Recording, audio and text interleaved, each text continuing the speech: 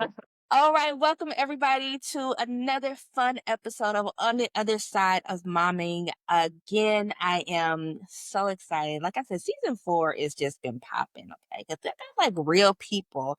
I mean, the other people were real too. Don't get it wrong. They was real. But I'm saying like people who got credentials, like this is their ministry, this is what they do for a living. They get paid to do these things. And so I am excited for my guest today, and we're going to talk about it. We talked about it last season about, the fourth trimester that nobody talks about after we have these kids, right? And so we're going to talk about it today, but we're going to have the professional speak to us today about it. So, as we always do a little mom inspirational quote because we need to be inspired as moms because life be life, and these kids are not gentle as we're trying to gentle parent them. They're just not gentle. They're a different generation of children. I don't know why. So Bryce Dallas Howard says, "Do I wish I had never endured postpartum depression? Absolutely. But to deny the experience is to deny who I am because it's part of us." So without further ado, let us welcome Dr. Jenny Yip, Thank you for having me. who is going to talk to us today about postpartum anxiety. So friend, tell us who you are, you know, and when you hear that quote about to deny that experience is to deny who we are. Yeah, so let's get into it. I love that quote because I think a lot of times when it comes to mental health, and especially for mothers going through postpartum mental illness, it's like we're adding stigma onto ourselves. It's like motherhood in itself is tough enough. Pregnancy and labor and delivery ripping our bodies apart is difficult enough, and then to add that stigma onto everything else when all we want to do is just be the best mom we can be. I think that, really does our motherhood experience a disservice when we try to hide that. So I love Yeah. that quote. I might steal it from you. We got stuff from Bryce. Bryce, whoever Bryce is, hopefully they're not a crazy person that we quoted, but that quote resonates with us because to your point, it feels like as moms, especially moms of color, that we are kind of not given the grace or the space to have mental health, right? Like we're not given that. Like we're told to be strong. And I know, especially in the Black community, it is just kind of that thing. You're a strong Black woman. You put your cape on. Like there's a meme of like a cartoon of a Black woman, and she's asking for help. You're like, no, you got it. You're so strong, but she's drowning. She's Yes. drowning. Like, and that's often how motherhood feels too. But like after you have this baby, this child, it's like I'm really drowning. I'm really have gone off the deep end. So I want to talk about just like how do we get here? Like, first of all, postpartum anxiety was not a thing for me. Like, I would get to my doctor and I would do the little postpartum depression test, Mhm. and I could never check off depression. I didn't even come close to it, but I'm like, I'm feeling not necessarily suicidal, but I'm feeling like if I go, I gotta take these kids with me. Like, they can't stay here. I don't want to have sex. That's how I got here. You're here because of doing this. I don't want to do that either. So to hear anxiety as a thing, like let's talk about that. Like how did you stumble, and stumble might be that not the best word, but like how did you learn about this? Well, I mean, first of all, I experienced my own postpartum OCD, and even though I've been an OCD expert for over a decade before I became pregnant, I never realized that it could happen to me. So OCD is very it's an anxiety disorder. So that naturally just lends itself to for me to research more about, all of the postpartum mental health concerns that nobody talks about. And the truth is, even though when you go to your OB or, for your prenatal and postnatal care, you get these screenings that covers postpartum depression or perinatal depression, it only occurs for 10 to 15% of moms. okay, Wow. during this period. However, postpartum anxiety takes about 11 to 21% of Wow. moms going through postpartum periods. So Mm. even though there are a lot more mothers experiencing anxiety, it's overlooked.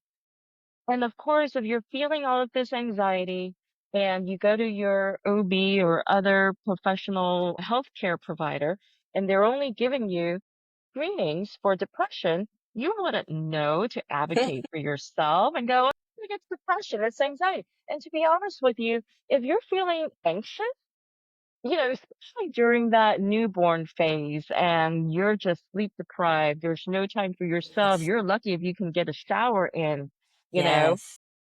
So it's like, well, maybe it isn't just depression. And how many women will actually advocate for themselves or even know that this exists? And Yeah. I remember when I was going through my postpartum OCD, I was cautious in disclosing my intrusive thoughts because my intrusive thoughts had a lot of horrific, terrible images of potential harm that could occur to my newborn twins. And no mother, it's when you're like supposed to be feeling bliss during this period and Yes. not, might not be all blissful, right? There are going to be Mm. times where you're going to be in tears. You're going to wonder whether you can do this, whether you're still alive and breathing. Um, Right? to disclose all of those feelings and the emotions and thoughts, it kind of weighs on you that maybe there's something wrong with me. And no Yeah. mother wants to admit that. Yes. Think about this. I'm gonna go off on a little bit of a tangent now. However, you go into the labor room, you pop Mhm. out this baby. I don't know, however long, you have to go through labor, right? Mhm. Then, like 2 days later, 3 days later, it's allow you to go home with this newborn. If you are a first time mom, you automatically have to be competent. You didn't get any training manual. You might have taken a few prenatal classes. Still, you have this whole new responsibility on your shoulders. And I remember when I took my twins home for the first time, I was like, they actually trust me with these two lives that to go home with. And even though I am a pediatric psychologist and I'm very familiar with child development and coach parents on child development, it's like, know what to do with these two newborns with their That's floppy right. heads. And am I even doing this car seat? And they just expect you. People, society just expect you to be able to do everything. Yes. So Yes. then, if you are experiencing postpartum or even perinatal anxiety, intrusive thoughts, worries, anxiety, and OCD, of course, you're going to feel depressed, Yeah. right? Yeah. So depression oftentimes is a secondary condition, though not very many people realize that, and definitely even in the mental health and medical health community, there's so little information about postpartum anxiety and OCD that it often gets overlooked. Yeah. And Yeah. then what's worse is that a lot of times mothers with postpartum OCD often gets misdiagnosed with postpartum psychosis, which is a Mhm. medical emergency if you're experiencing At that postpartum point, yeah. psychosis. Yeah. Yes, so because there's so much misinformation out there, and unfortunately, because providers aren't really asking the helpful questions, Mhm. and then mothers, we have so much stigma on ourselves and Yeah. society have these unrealistic expectations on us. These are all ingredients that make maternal health, you know, actually, I call it maternal unwellness. It's not maternal wellness. Yeah. Yeah.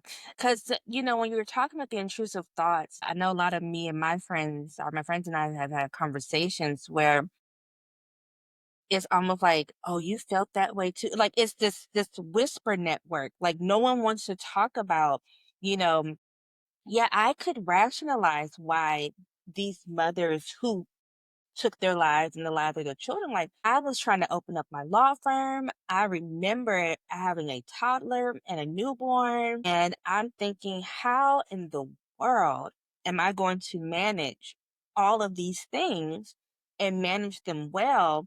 But I didn't feel safe because I'm like, I know that I'm not going to cause harm, but also I don't feel safe saying it out loud because what if they take my kids? So now I have another conundrum that has now spiraled because like they're gonna think I'm crazy. They're gonna think that I'm trying to take my children out. I'm trying to take me out. I'm like, I'm not. I'm just saying though, like they're crying a lot. I'm trying to start a new business and I don't feel very supported over here. And I'm losing my mind a lot. Like I feel like that's what's happening here, but I'm not depressed. Yep. I'm not You're depressed, right. but nobody You're knows still what's going losing on your with me. mind. Yeah, but I'm losing my mind, but nobody knows what's happening.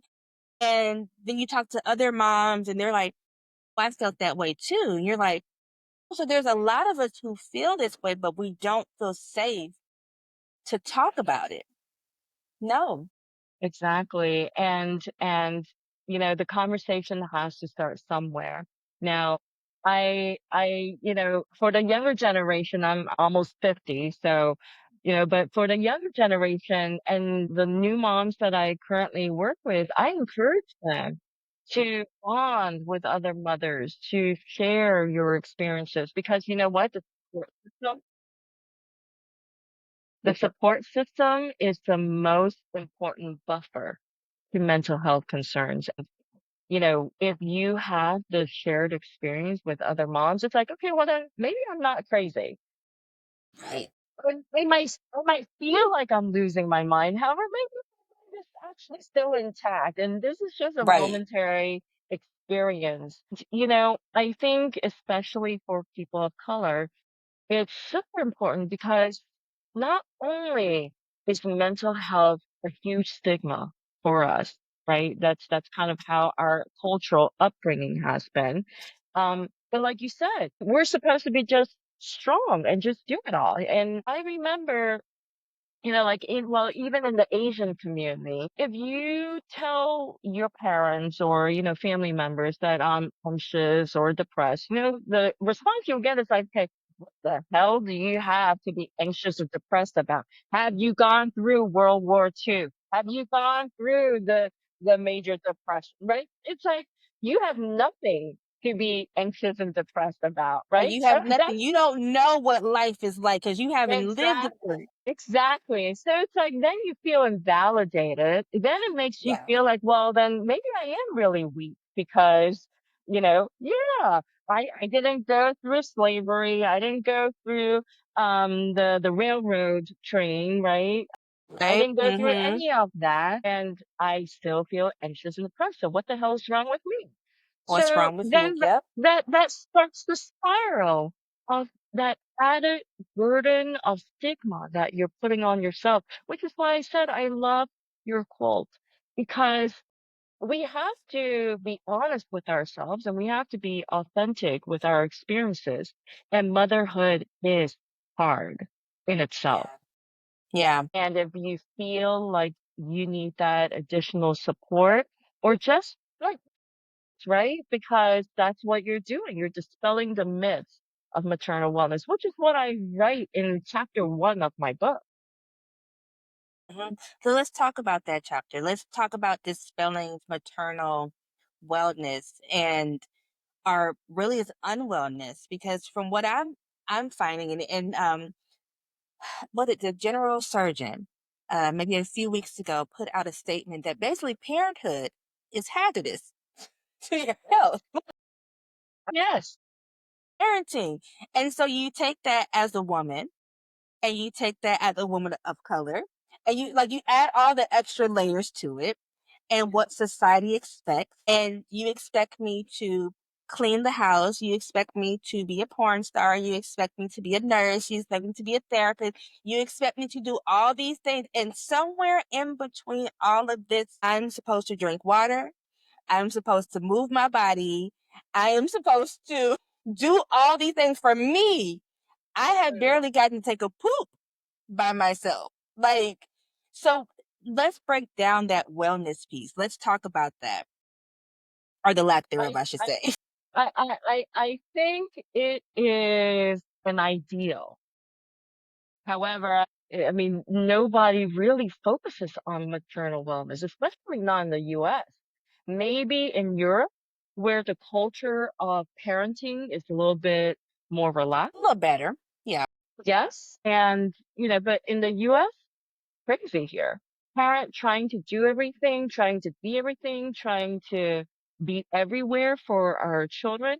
And a lot of it is the societal messaging that we get. Yeah. So one of the things that I looked into was, okay, why is it that there's so much pressure on mothers, and why in the world would we assume such pressure? Why do we take And, that on? Yeah. yes, why? Why do we even take that on? So if you look at a lot of the research on child rearing, you know that boys and girls, when we were growing up, we would be praised for things like, you're so helpful and Uh-huh. you're so kind and, you're so pretty, Such a things like good that. girl. You're such a good girl, right? And then boys, they get praised for what? Rumbling and tumbling and you're Like how so you strong, hit. all of that, right? Yep. Yep.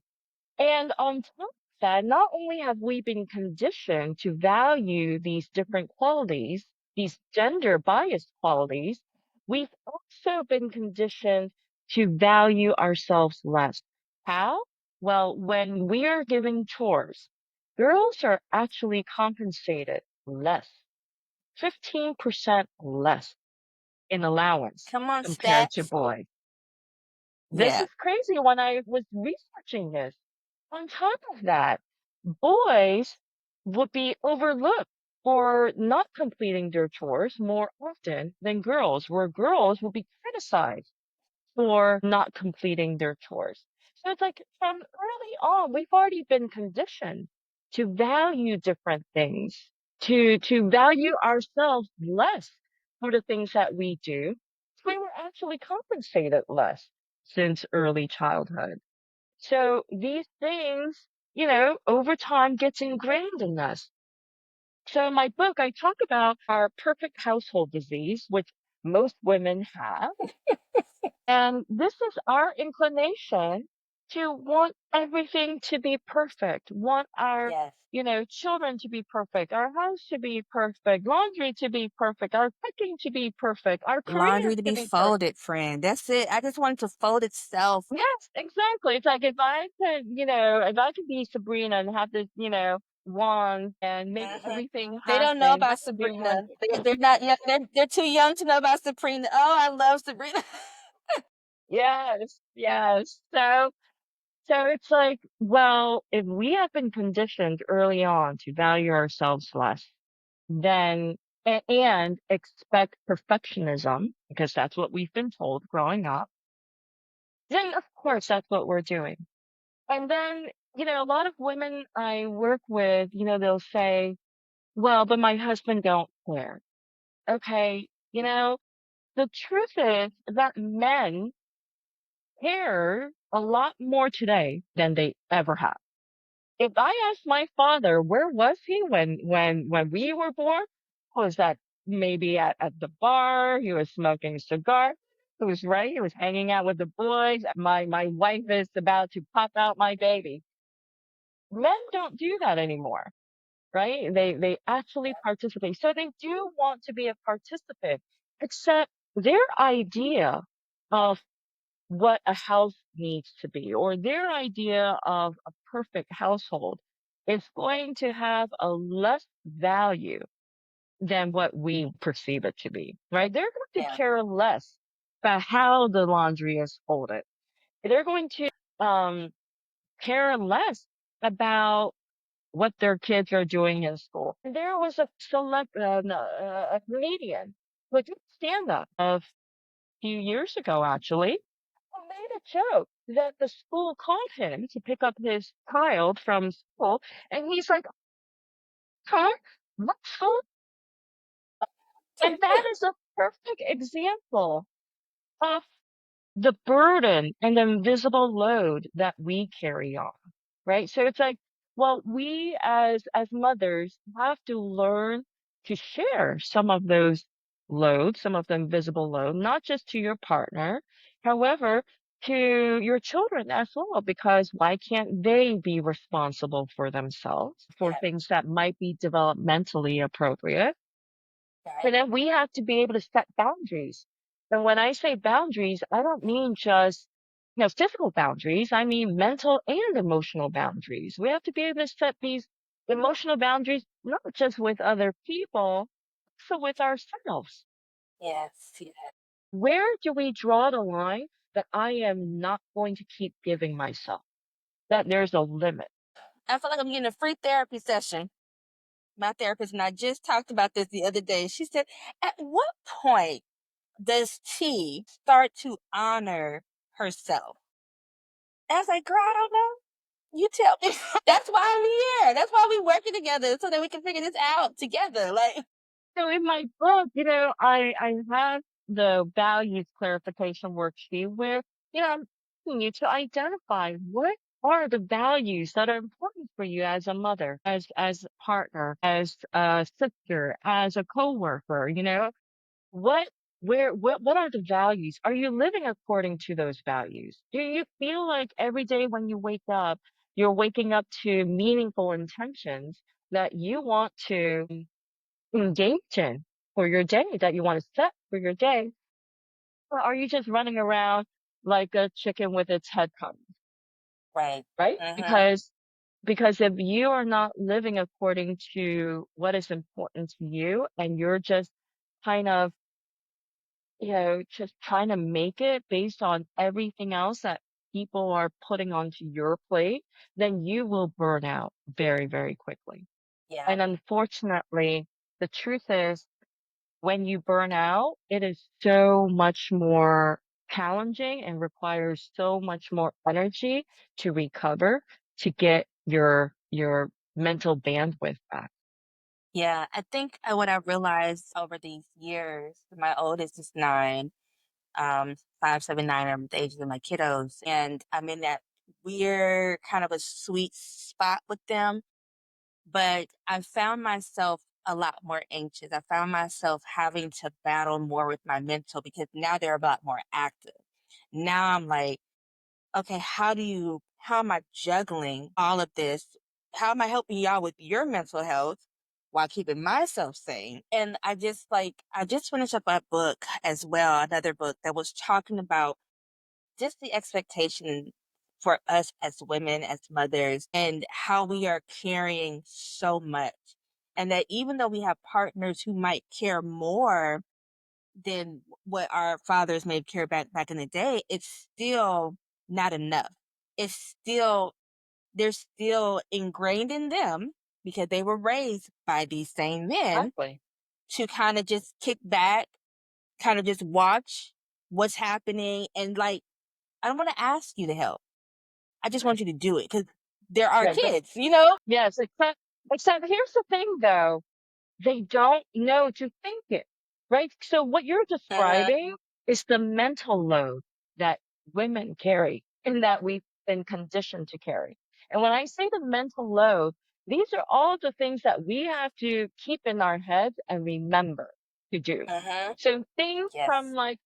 like I have this sheet here that my son put on my desk yesterday for mommy to sign. And this is a field trip slip. So like he even asked me, he's like, "Mommy, did you see that field trip slip I put on your desk?" Mhm. It's like, okay, well, your father had been home. Why didn't you The whole sign time. it, right? Yeah. And it's like it's the mental load. So it's like dates, knowing, remembering dates, when to take your children to the dentist and the pediatrician, and when the schools start, what are the holidays, and on the day when there's a holiday, what are you going to do with them? Are you going to put them in Yeah. these mental tasks? that we hold that men do not, because they've never really been raised to need to do that, Yeah, right? yeah. That's so good. Yes, yes. Because that's exactly what it feels like. It's like the never ending checklist. It's constantly running. It's constantly doing. Like you said, the joke that the man made about what school is the kid at.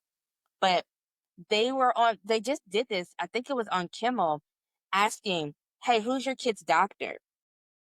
Do you know your son's girlfriend?" And the Exactly. man just could not get it. Like, they were sitting there, but they asked mom, "Do you remember any of your kids' teachers?" And she can name off like 3 or 4 of his teachers. Like, dad knew nothing. And it's just like, at what point in society do we shift that narrative where we're having equal partnership? Because then it seems like postpartum anxiety and OCD never ends. Like, I'm still here because I'm still carrying all of it. And if my anxiety has actually increased because it never got resolved after I Mhm. had my kids. Yep, you're absolutely right. So that conversation has to start early with our own children. We have to raise them in a way where the mental load isn't put on us, that they have to own it themselves. And the problem today also is that a lot of schools keep parents tethered to the child's academic demands.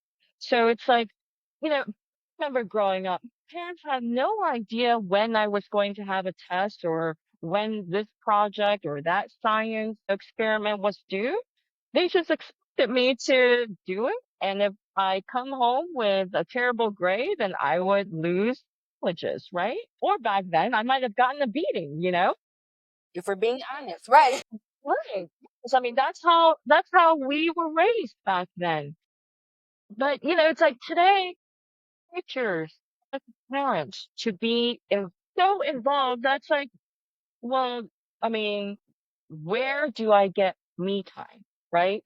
So it's like this is why the Surgeon General issued this warning of parental stress, and more so with motherhood stress, because there's just no break for us. We don't get a break from our partners. We don't get a break from our children. We don't get a break from our school. So, and then our communities also want us all the time, right? So, again, we have to be able to set those boundaries. So, like, even for my children, I train them to be on a schedule, to be responsible for their own tasks. So, it's like, for example, Friday, they know when they come home, they have to empty their backpacks and separate all of those loose papers in their backpacks from piles that is either a keep pile, I don't know what to do with pile, or a trash pile.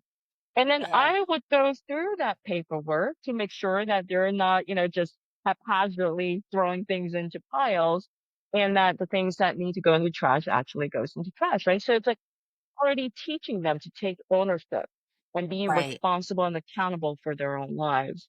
right. For the test, they know that they start studying 2 days before.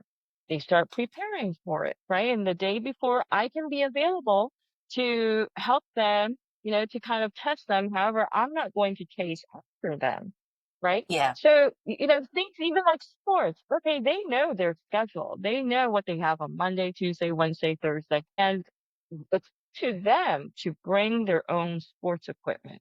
If they don't, yeah, then they're going to need to figure it out, because why to remember yeah. for you? I'm not You playing not sports. exactly. You not have, your own powers, right? It's you cannot Mhm. rely on me because my brain is on overload. So it has to start with our children and teaching them to take ownership of their own lives. And I think what's happened, in with a lot of the millennial parents, is that there was too much, like, doing everything. Yeah, too much was put on us. I mean, we were latchkey kids. We were the kids that, we were at home at 6 years old, but we also knew not to open the door for anybody. We knew how to make basic meals for ourselves. Like, we knew we were a little parentified before we needed to be. Like, it was not necessarily developmentally appropriate, but we had to Mhm. adapt. And I And think we were we're in that. resilient. yeah, we were resilient. And now we're in this, I feel like millennial parents, we're in a weird space of we're trying to raise resilient kids, but also not disrespect our kids, also not beat them when they don't do what we need them to do. Or, it's like we're in this we're the healing generation is what I call us. We're like the healing generation. And so we do appear softer in parenting because our kids seem like they get away with stuff because they have feelings. We let them have their feelings. We let them express them. It doesn't mean I'm Right. gonna let you disrespect me, but you Exactly. can tell me that you're angry and not worry that I'm going to fly off on the deep handle and, or invalidate your experience, your feelings and stuff. But I love what you say because that's my struggle now as a mom is how do I help you all become a little bit more independent? How do I free up some of this task? Why am I still bathing you? Yeah, If you want to be funky, by all means.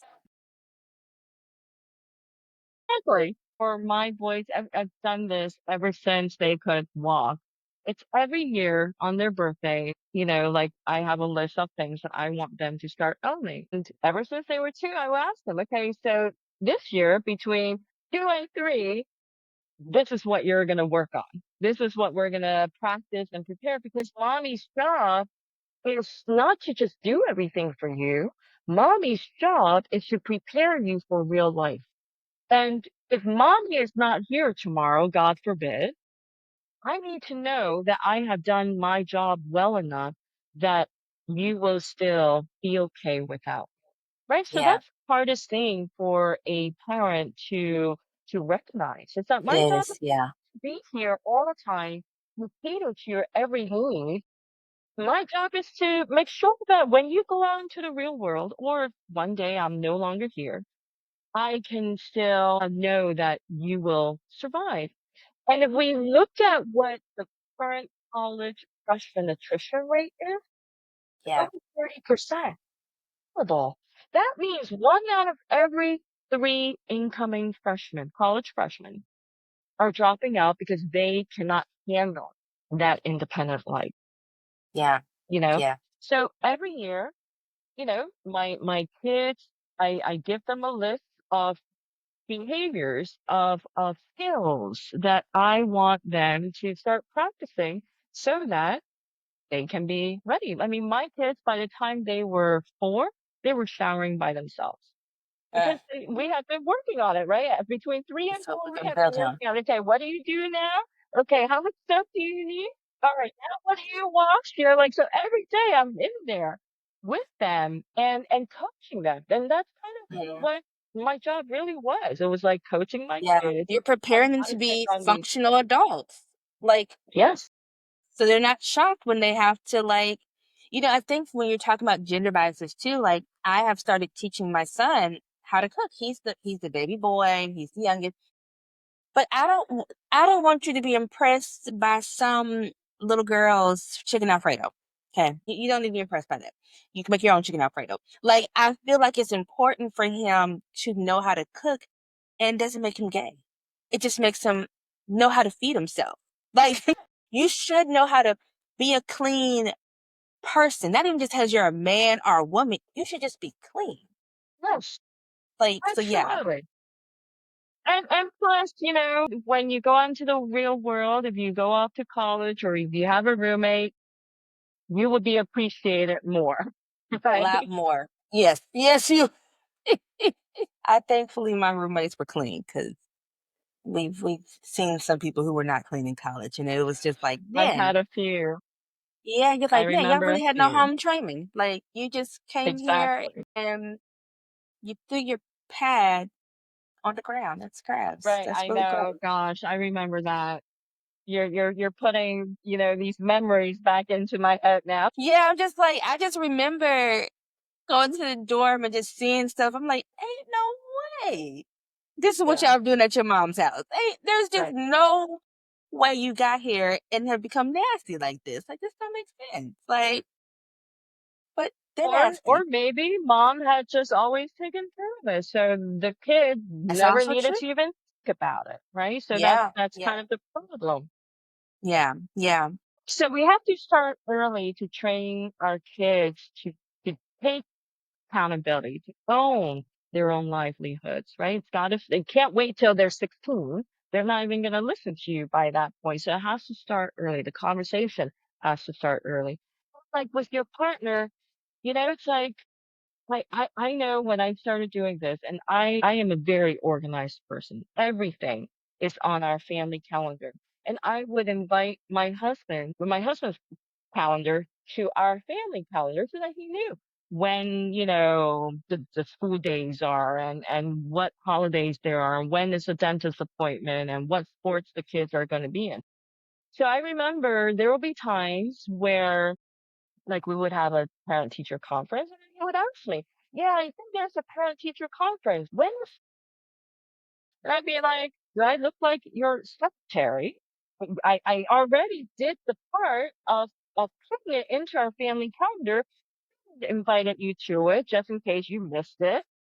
Yeah. And I still have to tell you when. So it's like you have to set your boundaries for where your limits are, right? So if I just say, you know what, it's in the family calendar. I mean, I don't have to be an asshole about it, but I can say, you know what, it's in the family calendar. Feel free to check it. That Yeah. is a very neutral way of just pointing their attention back onto, you know, Yeah. it's Yeah. them. And you know what? A lot of fathers have actually read my book, even though the book was really written for mothers, because there's a lot of it in there that they don't know about. Like, if you ask fathers, when I work with families, fathers, they really do want to be supportive. They just don't know how. Really, they have no awareness of the mental load that we carry about it. So like a lot of fathers, who have read my book, it's been enlightening for them because they're like, I never even thought about this. Yeah. That helps them to share the load with you, whether it's the emotional load, the mental load, the physical load, whatever it is. Even like when it comes to my kids, I mean, my other son, reminded me last night that he needs to have a talk with me because some bullying situation happened at school Mm. and he wanted to, you know, talk about it and find solutions. I'm like, okay, it's like I invite my husband into those conversations. It's Mm. not just mommy and child, it's daddy too, because if daddy is involved, and if you're involving daddy, then okay, it's a family conversation. Right. And that takes some of that load off your shoulders as a mother.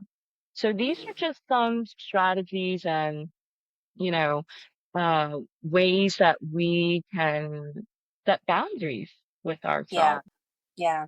I think especially as new moms, you're a first time mom, or even if you're a mom whose kids are like really close in age, moms of multiples is just you get out the gate. But like, having to I think one for me would be like making sure you have a partner who gets it from the outset, like like as far as helping, you don't want to raise your children and your partner. You don't have time for that. You gotta communicate, but also kind of like you said, I helped out by putting this on the family calendar. I am not going to now check the family calendar for you to remind you for something that I put on the calendar that if you get the alert, you'll see it just like I'll see it. So we're on the same page, but I should not now be responsible for also reminding you of the Yes. calendar. Yes. Like, because that is stressful. Yes. That's the mental load that I'm talking about, right? So it's like Mhm. if our brains have to be full of all the things that we have to remember, then of course we're going to get burnout. Of course, that's Yes. adding to the stress because here we are late at night going through all of the things that we have to be responsible at night, and he's just snoring right next to me, right? So why do we do that? Don't Yeah. set some Yeah. boundaries, but don't be an asshole about it. Like I said, fathers do want to be supportive more today than ever before. It's about setting them up to be able to be supportive. Yeah. Yeah. And the truth is, if we give our partners like criticisms or side eye glances, that will actually uh, remove their motivation, right? Because Yeah. that is like, imagine if you're constantly being criticized for doing something wrong or doing something not good enough, then why would Hmm. I do it?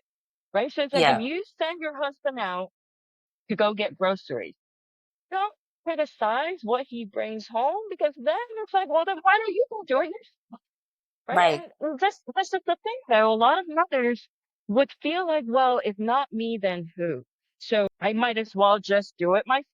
But then you're not really setting boundaries, right? So Yeah. then we have to go back to breaking your perfect household disease, because that is your That's right. problem, Yep. right? So That's we where got the to issue break, lies. Yep. yeah, we got to break your perfect household disease. And then we have to learn to set boundaries. And then we have to learn to share our load without the criticism or the side The glance. extra sass.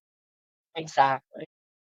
The extra sassiness of it all. So what are three things that you would give to moms out there who are experiencing this mental load, who are experiencing maternal unwellness, so that we can get back to the side of wellness and feeling whole? I think again, it's finding what your values are. Like, when you were pregnant, was this what you really signed up for? I don't think a lot of us thought that motherhood was going to be like this. Yes, there are the beautiful moments, and that it's the beautiful moments that keeps me going. But let's be real here. In a 24-hour day, those beautiful moments might happen for 5 minutes, right? And what about the rest of the day? So it's like, are you living according to whatever those values are that are important to you? If not, then we need to be clear on what is it that you want your life to be like. And obviously, that if you want some sanity in your life, you're not going to be able to do everything for everyone and be everywhere. That's just real. So something has got to go. What would that be? You have to make that determination. And I have the values clarification worksheet in my book to help you through that. And then once you determine what are the values and what is meaningful for you to set your intentions to, okay, you have to look at, okay, what are the barriers to achieving that? Those barriers are likely part of your perfect household disease. So that means that letting some of that go. If your Right. house isn't perfectly clean, if the dishes aren't perfectly clean, if the groceries aren't perfectly purchased, okay, but is your Make a mental wellness worth it, Yeah. right? Make those kids fold their own laundry. Yes. They can do it. And if it looks like they just rolled it up into a ball, have them do it. Like with my kids, Right. they fold their own clothes. And sometimes they will like just crumble it into the bowl. I'm like, okay, that's how I did it. I need you to repeat what you did until it looks closer to this. It does, That's right? right. But That's right. make sure that the sleeves are tucked in, right? And they're not just, all crumpled up. So yes, you have to find out what is important to you. You have to determine what are the barriers to achieving what's important to you. You have to be able to overlook and ignore some of the perfectionism that we wish was present. And then we have to invite our family members into the load that we carry for That's right. everybody else. And the most important thing, and this is what I call self-maintenance, is, we all know that self-care is important, except the term self-care sounds like a privilege. Well, let me help you think of it in a different way. Self-care, it sounds optional because it's like, okay, well, I'm taking time to care for myself. No, not true. You're taking time to maintain your well-being. So just like a Uh, vehicle, you take your vehicle in to get gas. You take your vehicle in to get its oil change. You have to do these things, because if you don't, your vehicle will not have any fuel to run, or it will just break down because its oil hasn't been changed. You are no different. You have to prioritize your own self-maintenance because there is only one you out there.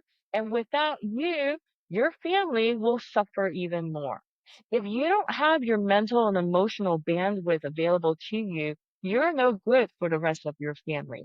If you're constantly feeling anxious and you're on edge and you're irritable because you have no more mental, emotional, physical space left for all of their conundrums, then of course you're not going to be available as the mother that you wish or imagined to be. So you have to prioritize your own self-maintenance. And self-maintenance doesn't have to be, oh, I'm going to the spa.